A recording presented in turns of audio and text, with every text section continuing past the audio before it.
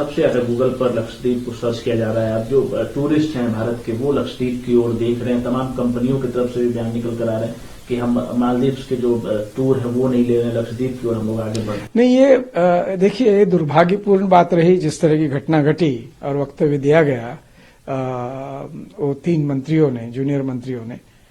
लेकिन ये अच्छी बात है कि पहली बार आम भारतीय जो है लक्षद्वीप की तरफ देखने लगा, क्योंकि हमारे रडार के बाहर था आज तक लक्षद्वीप। और अगर ये इसी बहाने, इसी घटना के ऊपर जाकर अगर लोगों की लोकप्रियता बढ़ती है लक्षद्वीप के बारे में, और वहां अच्छा पर्यटन का इंफ्रास्ट्रक्चर अगर बनता है, तो भारत के लिए बहुत अच्छी बात है। तो इस दुर्भाग्यपूर्ण घटना में भी एक मुझे सिल्वर लाइनिंग जो दिखती है वो यही है कि हम भी जो है बहुत बढ़िया तरीके से, ये बड़े सुंदर बीचेस है वहां पूरी तरह से साल भर सूरज चमकता है, चंदेरी बिल्कुल बालू है वहां पर, और बड़े ही प्रसन्न, जिसको हम रीफ बोलते हैं, वो है। डाइवर्सिटी, ओशन की जो डाइवर्सिटी ऑफ लाइफ है वो वहां देखने को मिलती है।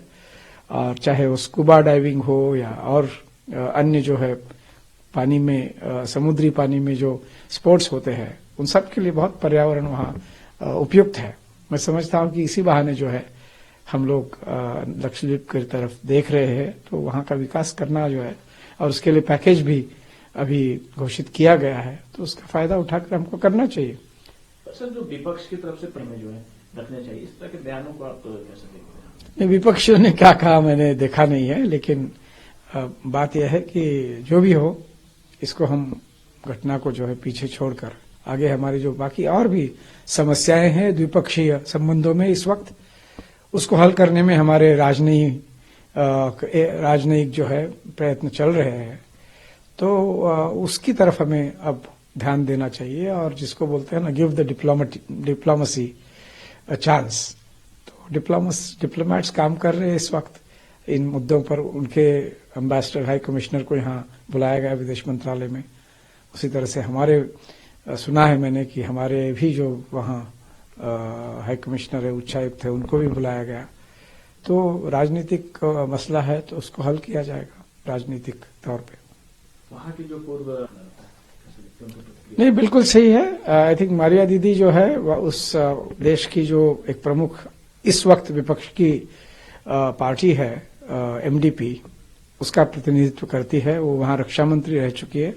अन्य भी बहुत महत्वपूर्ण पद उन्होंने भूत में निभाए हैं। तो उनको परिस्थिति की पूरी कल्पना है। उनको ये भी कल्पना है कि भारत किस तरह से मदद करता है, जिसके बारे में पूरी तरह से बताया नहीं जा सकता है। लेकिन एक जरूर है उसका तथ्य कि भारत ही एकमात्र ऐसा देश है जो बिना किसी अपेक्षा के मालदीव की मदद करता आया है 1988 से। तो ये अपने आप में एक महत्वपूर्ण बात है, जिसके बारे में जितना हम सोचते हैं उससे भी ज्यादा मालदीव के नागरिकों को सोचने की जरूरत है।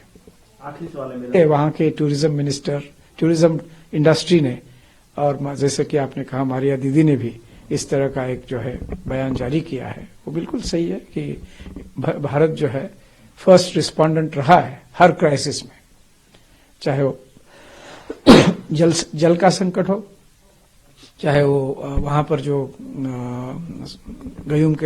प्रेसिडेंट गयूम के समय पे वहां कू हो गया था ऑलमोस्ट, जिसमें भारत ने उनको बचाया, और वो जो वहां पर जो इंसर्जेंट्स थे उनको भगाया, उनको पकड़ा।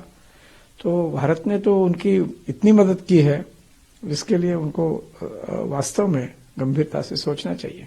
आखिरी सवाल से मेरा, चूंकि आप मेरे लिए संदेश यही है कि उच्च पद पर आसीन व्यक्ति को इस तरह से दूसरे पड़ोसी देश के प्रधानमंत्री या हेड ऑफ गवर्नमेंट और हेड ऑफ स्टेट के बारे में इस तरह का वक्तव्य शोभा नहीं देता।